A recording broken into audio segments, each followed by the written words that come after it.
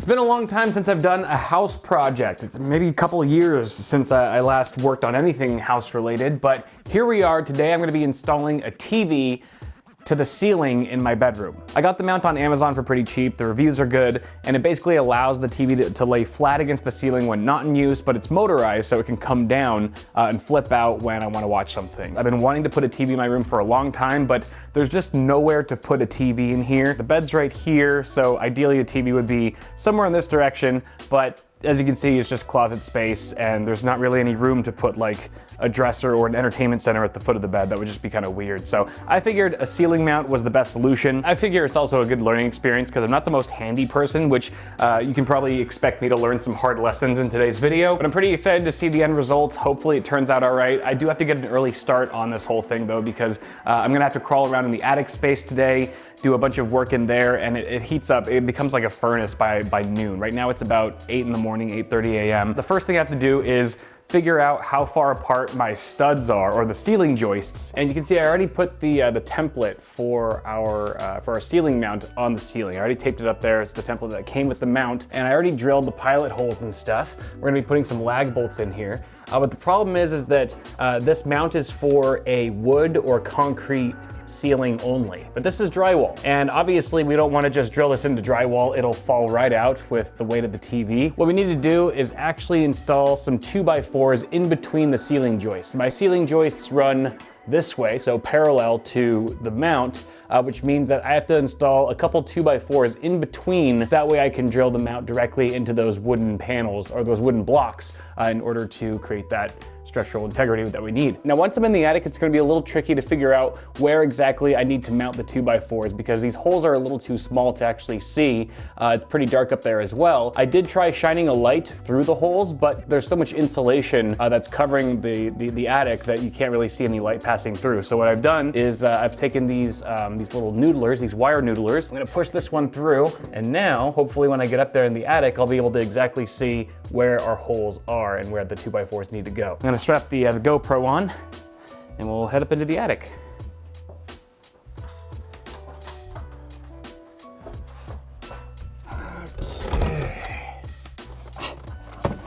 Okay. The goal here is to not fall through the drywall. I think I see the wire noodles. Let's go ahead and get a little closer.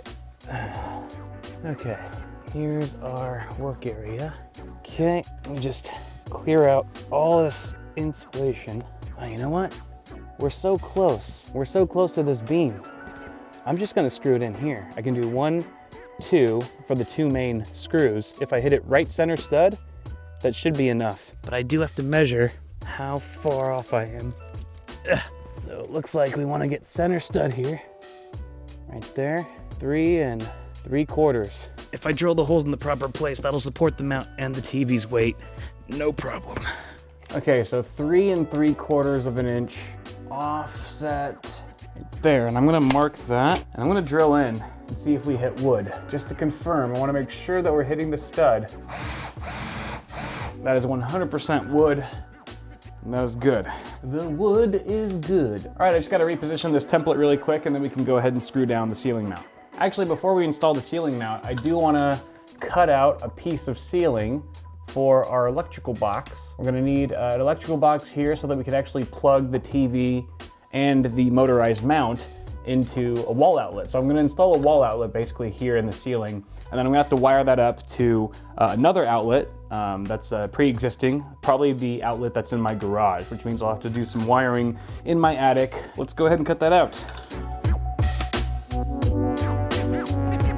Okay, I was able to finally cut out a little rectangle for our box here. I think I did an okay job. It's a little messy on the edge there, as you can see. Kind of screwed that up, but that's okay. I can patch up things later and make it look nice down the road. But for now, we're gonna run some cable. We've got this Romex cable, Romex wire rather, all this conduit. This is a 12-2 gauge, and I'm going to run it from the hole we just cut to the garage, like I mentioned. Hopefully that goes all right. Oh, it's still pretty cool up here. All right, I see the opening. Let's put them down there. Oh, a little bit of insulation's probably falling through right now into my bedroom. That's okay. Stick them down there. Give him enough slack. I don't want him slipping out. And we can turn back now. Oh, that is a pipe. I have to make sure that I'm putting pressure and all my weight on either these plywood boards or the joists and not any of the copper piping. Okay, now I do have to route this. There's a little hole just across from me. That's the entrance to the garage. But in order to get the rest of this cable through there, rather than crawl all the way over there, I need something long. Okay, in the garage now. It's a little messy in here. Don't mind that, but this is the hole. Right here is the hole that leads into the attic, the hole that I just showed you guys earlier, and I've got this long rod here that I can probably use as sort of a wire noodler. This is the same one that I used for when I was routing Ethernet through the attic, so I'm gonna just go ahead and start shoving it through. It worked the first time around, hoping for a second. All right, I think the end of this pole is right about where I left that wad of wires. Let's go check it out. All right, perfect. Right on the money.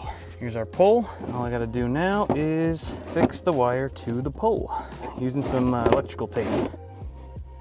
Okay. Okay, now we can pull it through. Aha, there we are. So yeah, we're just gonna use this outlet right here, connect up this wire. Okay, so before I move forward with anything else, I'm first gonna just quickly install this electrical box. So we've got our receptacle here.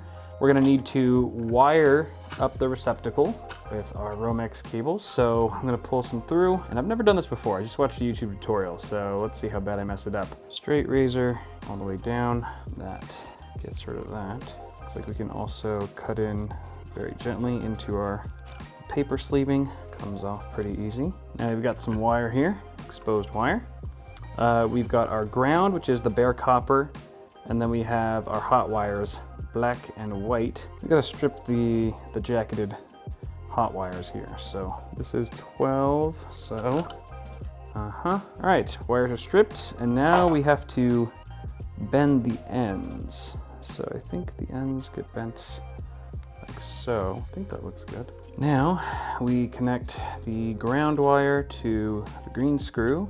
Now fasten this like so. And I have to screw these down really tight. Not so tight that it strips the screw, but we don't want these coming loose, otherwise they could arc. And arcing can cause fires, which is not good, especially when they're in my house. The white cable goes to the silver screw. Very important we don't mess this up either. And then black to the gold screw. Nice and snug. And now we can just tuck this all up in her into the box and then screw her down. Actually, maybe we should have put the box in first. I wasn't sure about that. Did I put the box in first? Maybe I should put the box in first. Yeah, let's do that. Let's put the box in. All right, now screw this in. Now we can screw this guy in finally. Cover plate. Okay, so that's not too bad. You can still see a little bit of where I took out a chunk of drywall there, but it's not that bad. It covers up a good majority of it, and once the TV's mounted and stuff, no one's gonna see it. That's okay. Merely a flesh wound. All right, ceiling mount, let's go. Okay, I'm gonna try to do this as gracefully as I can. Probably not gonna be graceful at all, mind you. So I got some toggle bolts for the sides. I'm gonna shove these up here. Go, get in there.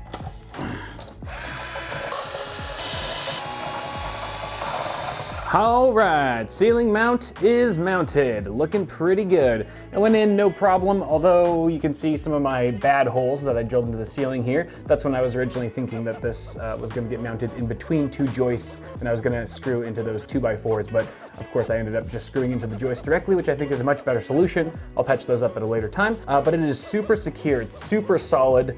The actual moving mechanism is a little wobbly, but that's by design. What's important is that the mount itself is rock solid and secured to the ceiling. It is not going anywhere. I'm using 2.5-inch lag bolts for the front and back, and those are directly screwed into the wooden beam, and then the side screws are toggle bolts. So this thing is rock solid, but before I actually mount the TV onto here, which will pretty much be the final step apart from cable management, I want to make sure that this thing actually works. The motor function and stuff, make sure that it goes up and down all right.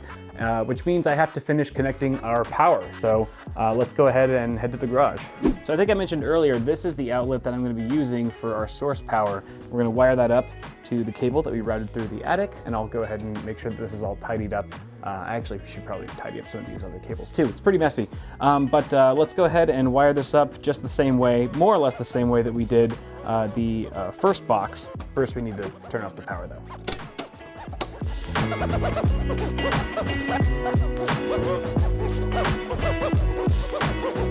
Okay, the outlet's been wired up, and as you can see, I did it in the most sketchy fashion possible. Like, conduit wire is not supposed to be just sticking out of the outlet like this. This is really not to code.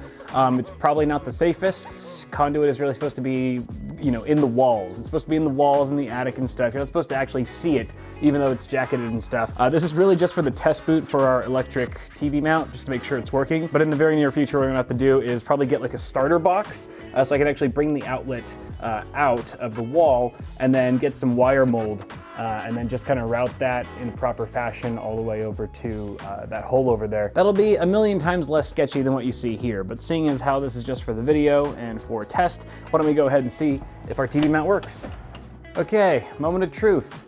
Before we actually plug in the mount itself, I just want to see if the outlet is working. So you can see I've got a phone charger plugged in right now, and I'm gonna go ahead and plug in my phone. All right, let's see. This is my very first time wiring up an outlet to another outlet. It works. It's charging, and it's fast charging too. That's credit to the charger, not the outlet. But the outlet works. Let's plug in the mount. Okay, the mount's plugged in, and you can see the power LED is on. That red LED is on. That's a good sign. Let's go ahead. I haven't read the instructions on how to use this remote, but I'm just gonna press some buttons. Oh, I hear it. It's going. It's moving.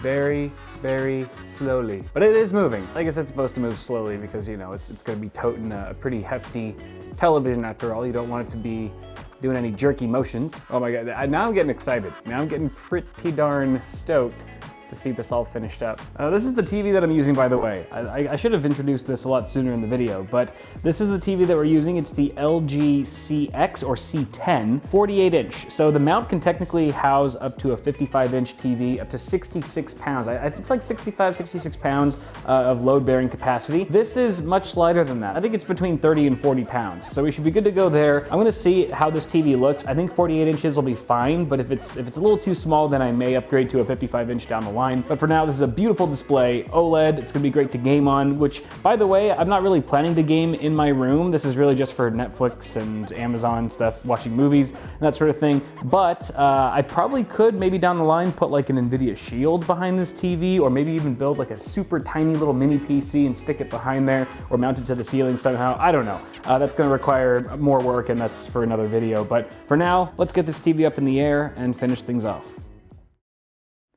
So you guys have been watching this channel long enough to know that I don't do a DIY project like this without royally messing at least one thing up. Well, I really thought I was gonna get away scot-free in this video because I was just, you know, I was pumping through it, everything was going well, and then I realized the mistake I made. This TV supports a 300 by 200 VESA mount. This ceiling mount supports not that. It only supports square dimensions, like 200 squared, 300 squared. So we're in a bit of a pickle here. I just spent nearly all day installing a ceiling mount that is not compatible with my TV. It did not even occur to me that this could be a possibility. I didn't think to check the VESA requirements. I just assumed, but you know what they say about assuming? It f***s you over. And look, even if you align the top holes of this thing, if you align the top holes, you still get some overhang. It's still overhanging the TV by a good inch or so, 3/4 of an inch. So it's like, I don't know, man. I got so close to making this all, to getting through this video without a fatal error, and here we are. I can't even use my damn TV. You know what this means, don't you? Sweet. Thank you, sir. things never go according to plan, do they? You just gotta roll with the punches. So this is a Sony Bravia XR OLED. It's 55 inches. The fact that my LG OLED was not compatible with the ceiling mount, I took that as a sign that I should scale up from 48 inches to 55 inches. I was okay with 48 inches. I was like, that's fine. But the second the mount didn't fit, I was like, all right, we gotta scale up. We gotta go big or go home. Plus, I've always been curious about Sony OLED TVs. Are they good? Are they trash? Apparently they're pretty good. I was looking up the reviews for this particular model, the Bravia XR OLED A80K, and it got really good reviews. Even the folks over at Rethinks, who are known for their super detailed TV reviews, gave this unit high praise. They said it's great for a variety of things, whether you're watching TV, movies, gaming. They said especially it's really good. This is a 4K TV at 120 Hertz. It has HDMI 2.1 and variable refresh rate, so going back to the fact that this is good for gaming. But most importantly, this TV has a 300 by 300 VESA mount on the back, which was actually really hard to find for a 55-inch TV. Apparently, all 55-inch TVs, or most 55-inch TVs nowadays, only support 300 by 200, or the vast majority of them seem to, at least the ones I saw at Best Buy. And that's mainly because they all have this new slim design, right, where they're like flat as a pancake, and the bulk of all the circuitry and componentry is actually shoved into the bottom half of the TV, which means that it gets squished down and you don't have as much room for your VESA mount, which is why they squish that down as well, and it's not a perfect square anymore. It's 300 by 200. We're good. We finally have the green light to move forward, so let's bring her home, baby.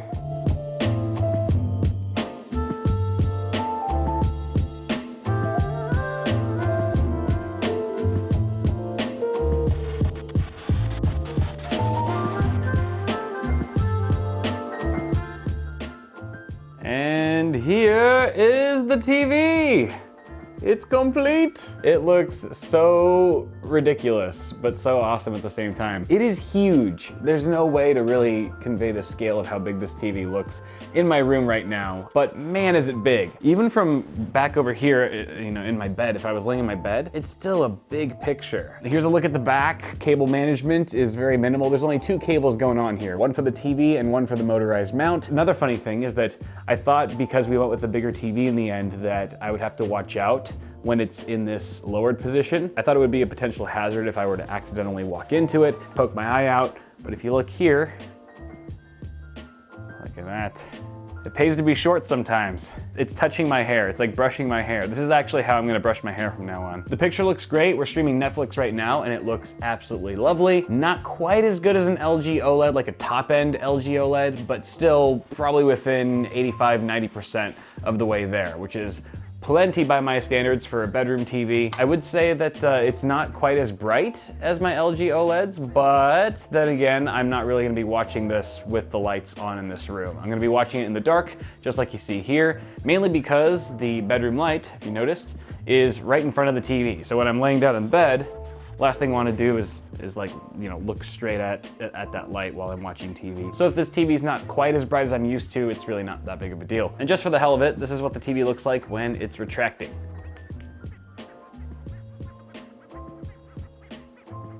Again, you can just see how slowly it goes. That's cool with me. It's definitely audible. The motor is audible, but it's not obnoxious. It's quite subtle.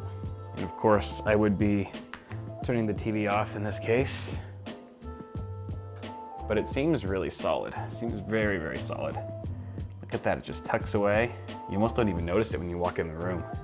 You're like, oh, there's nothing weird or interesting about the media setup in this room, is there? Oh my God. So there you go. Ceiling mounted television. I did it. I'm very proud of myself, and I'm quite surprised that this project did not turn into a complete disaster. So thank you guys for coming along with me on this crazy ride. If you enjoyed the video, please toss a like on it before you go. It helps me a lot. And get subscribed for more tech content on the way. Till next time, guys, I will see y'all in the next video.